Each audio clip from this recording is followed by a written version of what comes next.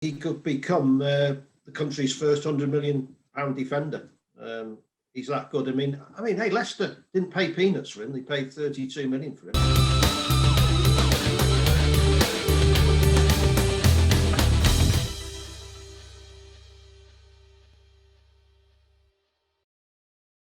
We really hope you like this video. Just subscribe, like, and click the bell to be notified of more content just like this. Right, again, last day of the Premier League season in the company of Charlie McCann and John Richardson. And fellas, it's been a newsworthy week, not least because Harry Kane wants to leave Spurs. Charlie McCann, are we surprised? Oh no, certainly not surprised. The timing, I wonder, is it because Harry wanted to give? If he hadn't, of course, then he couldn't do that lap of honour on his own. Lap of honour in inverted commas, and so whether that was the timing, I believe his brother is his agent. I think it is the correct decision. Daniel Levy, it'll be a hard bargain. It'll probably be around. It's interesting, of course, his interview with Gary Neville. He almost mentions a figure as well, doesn't he? I think 100 million quid. How many teams can afford that? Probably 2. Will he go to Manchester City or Manchester United? It would appear that Manchester City, I think, are now favourites. But I think it's the right decision. Tottenham have got to rebuild, but they are a very, very ordinary football club at the moment. They're going to be in transition, aren't they, if Harry goes? Well, they will be, and you can't blame him. He's been very loyal to Tottenham over the years. He's getting more and more frustrated. He's obviously got people in his ear saying, look, you can go here, you can go there. You've done enough for Tottenham. Go and win something. And as I said to you boys last week, I think Manchester City have been in his ear for some time. I think that's where he's going to end up. He's got a better chance of winning things there. Pep Guardiola, I think, has dropped out of the Haaland chase, which shows you that he's got other targets. I mean, he's got to bring in a striker. So who better than Harry Kane? Somebody who's proven, tried and tested, will guarantee Manchester City, I would think, 25 goals next season. That's not a bad start. We're going to pick our team of the year is what we're going to do primarily this morning. Just on Rico, Big Sam's left. Chris Wilder being mentioned for the job. Michael Appleton too. Roy Hodgson's left Crystal Palace. Can you give us any news on anybody who will fill those vacancies? Yeah, well, first of all, we've mentioned this weeks ago about Crystal Palace and Roy Hodgson, and fair dues to Crystal Palace, they've done it the right way. Roy, I think, was always going to leave in the summer, whatever, even if he didn't want to go, he would have, forced out, which thankfully hasn't happened. He's gone out in a blaze of glory. Fantastic reception for him at Selhurst Park, wasn't it? Well deserved. A lovely man who's been a credit to football, achieved a lot in 5 or 6 different countries, and a fantastic manager, the godfather of management, if you like, and good luck to him, and well done Crystal Palace for the way they've done it. On their job, I mean, as I said, there's been talk of Frank Lampard. Now, I don't know whether Frank fancies that, so they might have to look elsewhere. There's obviously Sean Dyche has got a mention, and I think Sean would fancy that if Palace did make the approach. West Brom, Sam Allardyce, I mean, you know him better than me, Rob. It was 50-50 as far as I was concerned, but he decided to go. And the right replacement there is Chris Wilder. He knows how to get a team out of the Championship. He knows how to, keep them in the Premier League for one season. So I think Chris Wilder would be the choice there. Charlie, let's just tip our hat. I'll have a little look at the fixtures this weekend in terms of who's going to finish where. European Conference League, Europa League, and and Champions League. Who's going to finish in that top 4? Well, the 4 teams who are in there now, I think we've said all along. I've certainly said all along that I never fancied Leicester with their run-in. I think we should also tip our hat to Leicester winning the FA Cup. Absolutely. Since last week, I almost dismissed them. I thought Chelsea did to them midweek what I felt that they would do to them at Wembley. Whether he picked the right team for me, Thomas Tuchel, is open to debate.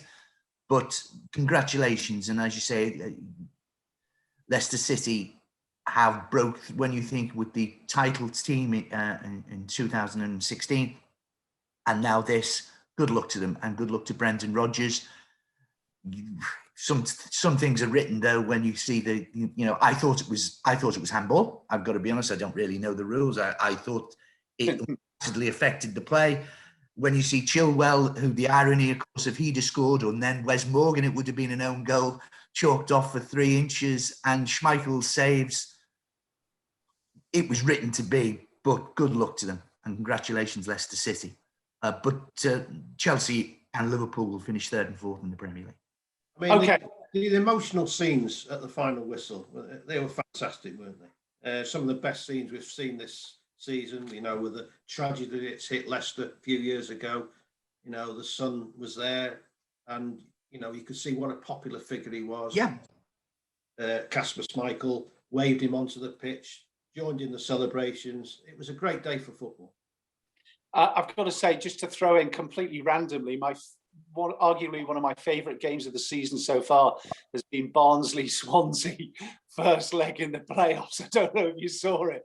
That was proper football, by the way. Don't give me all this tippy-tappy stuff. That was brilliant. I saw the goal. I saw Andre Ayew's goal. Great goal. And I did see bits of it. Yeah, I think if fair to say they got stuck in. But it's an enormous game. And I know the second legs of that this evening. Yes. I look forward to that. Yeah, and 2 managers actually, Cooper and Valerie Ismail mentioned in terms of Crystal Palace. Anyway, we're going for our teams of the season.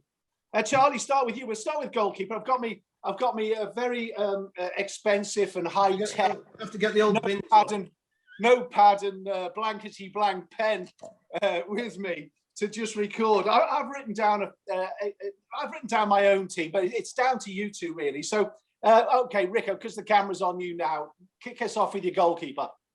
I'm going for Martinelli of Aston Villa. I think Martinez even. Hey. Martinelli plays for Arsenal. Martinez even. God, he must be good in training. Well, I'll tell you what, you should put him in goal the way he's been playing. Martinez. Emiliano Martinez of Aston Villa. I think he's had a very consistent season. I know we go on about Jack Grealish, but I think he's been, instrumental in Villa having a very improved season. And I just think he's been a fantastic shot stopper. Hasn't cocked up, I don't think, in any games, whereas a lot of the other keepers have. I mean, there's been good keepers. Obviously, Edison at Manchester City has done well. Pickford at times has made some fantastic saves, but been a bit inconsistent. Alisson hasn't had the best of seasons until last week. I think he scored with a little header, didn't he, last week? So, yeah, Emiliano Martinez. Charlie, what about you?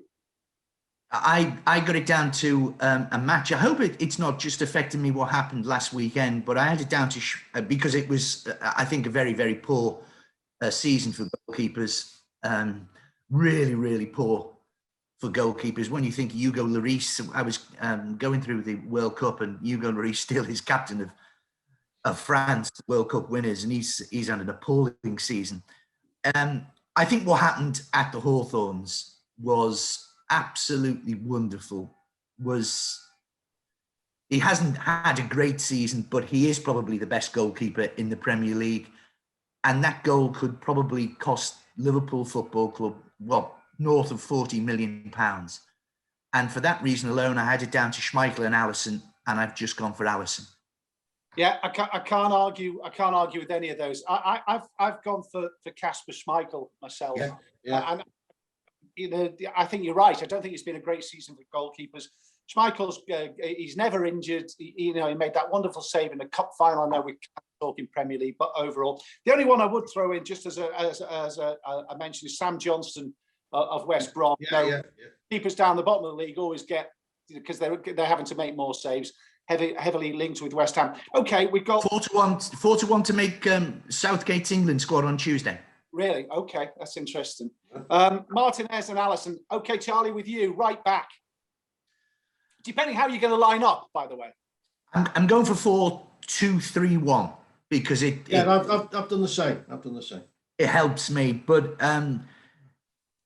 Trent Alexander-Arnold is the best right back in the country, but Aaron Wan-Bissaka has been the most consistent, and he undoubtedly has been the best right back so far this Premier League season. And how he's, a massive price to be in Southgate's England squad. If he doesn't get there in front of Kieran Trippier, okay, they may just play Wan-Bissaka and Trent Alexander-Arnold, but and undoubtedly an improved player. I know his crossing may not be good, but there's nothing wrong with a right back who defends. His interceptions, his tackling, etc. He's going to get better and better.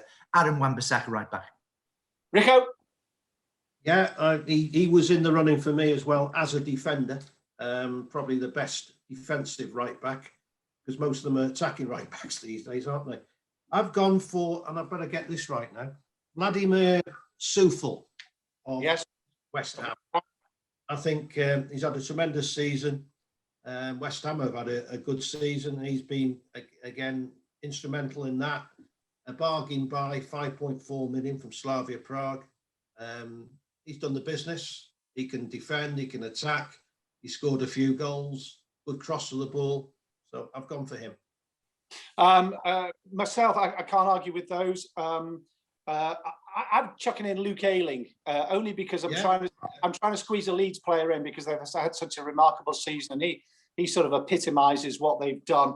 But I'm with Charlie, and I think Trent as actually, I don't know whether when he was left out of squads or whatever. To me, he's playing left wing, midfield. He's taken fullback play to a different level, even though people would go Liverpool and he possibly haven't had the best season. But okay, we'll stay with yours. Wan-Bissaka and Kufal of West Ham. Charlie, left back. Luke Shaw, unequivocally, his renaissance and improvement is being quite dramatic. I've been trying to get Stuart Dallas into this team. I've been outstanding. Yeah, I've been willing to get a Leeds United because they love the style of play. Interesting as well that when I went to Leeds' website and their player of the year was Stuart Dallas, but I can't get him in. It's Luke Shaw for me. I was actually trying to get Dallas into sort of midfield with but then I'm sorry to say I've not put a Leeds player in. Luke Shaw. Rico? Yeah, I agree with Charlie there. I've gone for Luke Shaw, but I've seen Leeds quite a few times this season. I've seen the last two games, and fantastic to watch. And Stuart Dallas is an excellent player. He's actually playing right midfield at the moment. Yeah, of course he is, yeah. Doing very well. It's a great shout. He's been absolutely, he's the marathon man, isn't he, Stuart Dallas? Absolutely incredible.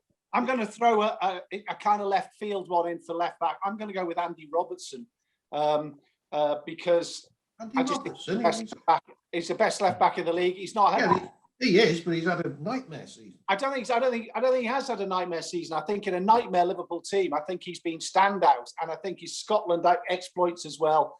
If you said, okay, here's the question, not this season, pick your left back, Andy Robertson or Luke Shaw, who would you go for? Rico? Andy Robertson, but he hasn't had the best of seasons. Charlie?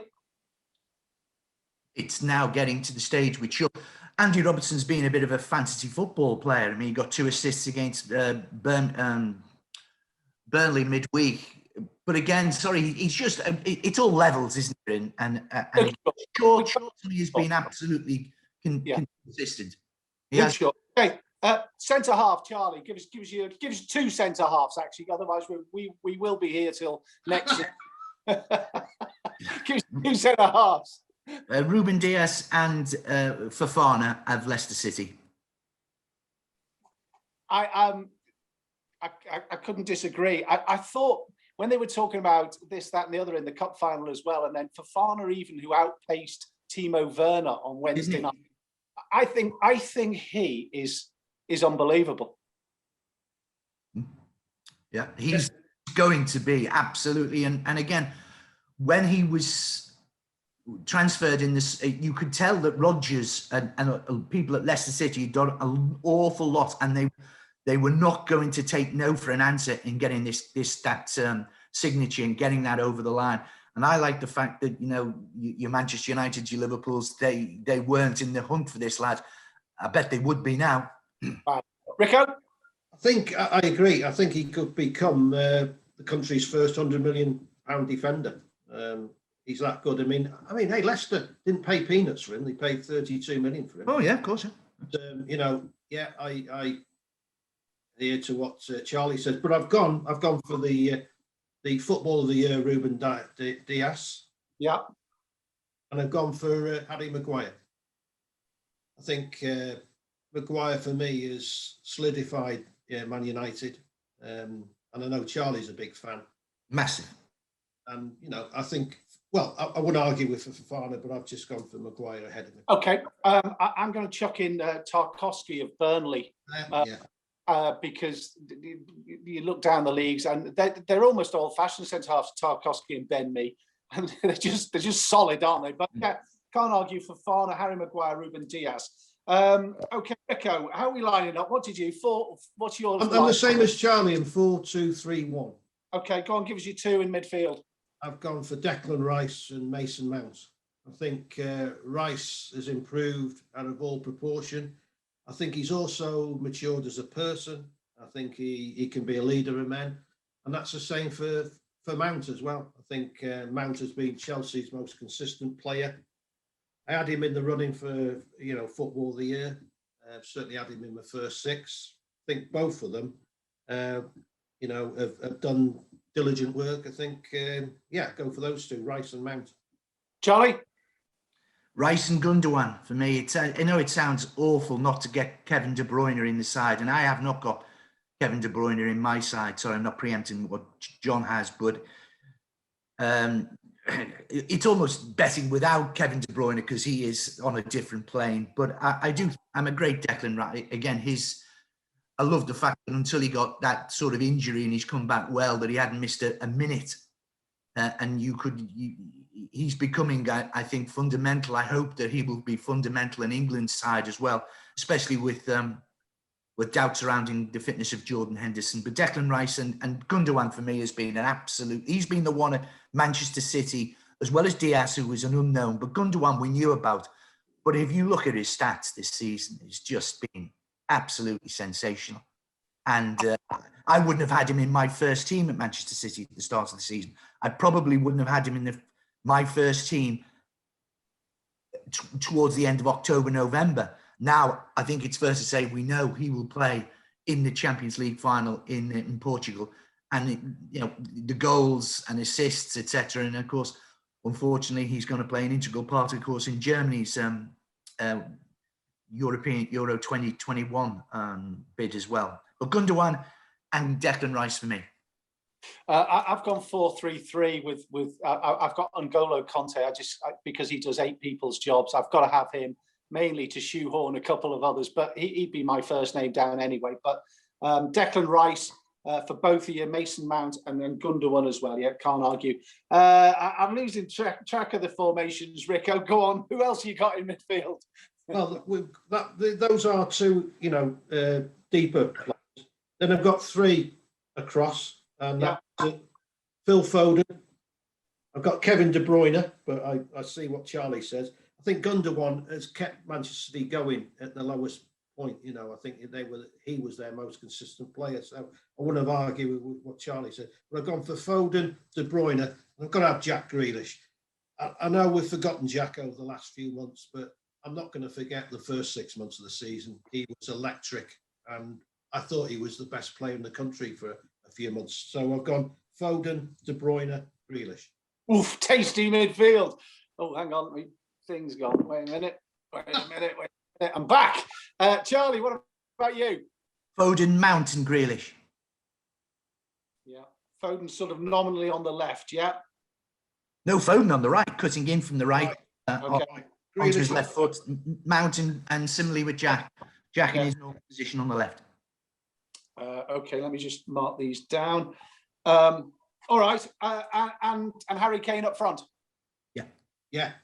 Who have you got, Rob? I've pretty much done it. I've gone for my midfield is N'Golo Conte, Kevin De Bruyne, and Phil Foden. And Charlie's going to go mad here. My three up front. I've got a three up front. I have to have Jack Grealish. I'm with you. Harry Kane, obviously. Mason Mount.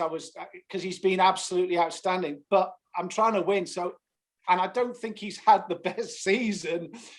But he's got 22 goals. I've got to put Mo Salah in. Yeah, it's obvious that you're going to put Mo Salah in, but I mean, there's nothing wrong with that. No. And I don't think he's had a great. I don't think he's had a great season. I don't think Andy Robertson. I don't think Trent probably. And it's hard, isn't it? I mean, it's so difficult. What about honourable nominations, substitutes? We've got. I think we all agree Stuart Dallas has got a nod on the bench. Yeah. And so versatile as well. Who else, Charlie? Anybody else? Bakary Saka, on that plane. He better be on that plane on Tuesday or whatever the plane's going. He's a fabulous footballer. Versatile, could play.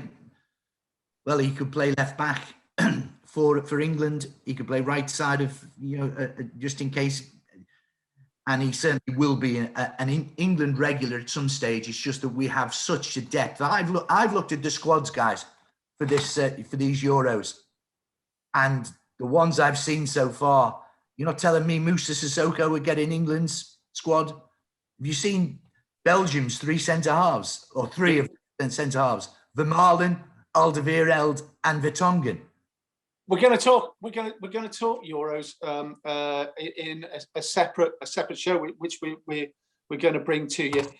Rico, any subs as well? Anyone else deserves a mention? Yeah, well, funny enough, I had Mo Salah just missing out, so I agree there. Jack Harrison, huge Jack Harrison fan. As I say, I've been lucky enough to see a lot of Leeds, and he's unlucky that there's so many good, left-sided players at the moment. But he's done a tremendous job, and people forget he's a Manchester City player. He's on loan at Leeds, and I think Leeds will obviously try and buy him in the summer. Another Leeds player, Rafinha, he's been a fantastic buy, £18 million. Son at Spurs had a great start to the season, faded a little bit. Tielemans obviously did well at Wembley. And also I've got to mention my nomination for Football of the Year, John Stones, and then I'll move on. We'll gloss over that. The only name, and I thought it would happen. Nobody's mentioned Bruno Fernandes. No. Who? We haven't mentioned Reece James. We haven't mentioned Ward Prowse at Southampton. Absolutely inspirational. Justin at Leicester City until he got injured. Tariq Lamptey at Brighton. I would give them. Yes. I mean, look, Bruno's season to me was simple. Like the game against his last two games.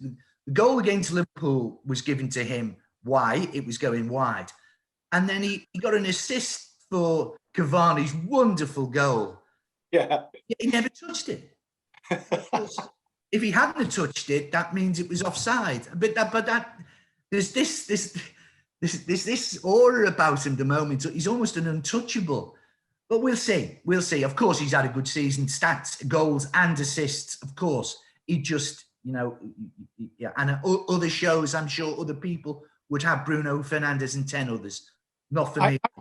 A couple of others I think we should mention. You mentioned Sir Ward Prowse, great. I think Ben Godfrey, Charlie, I'm going to throw in from Everton's had an outstanding sort of breakout season. Callum Wilson, Rico, I think depart from injuries, 12 goals you've got to give a shout to. Patrick Bamford. 4 against Everton.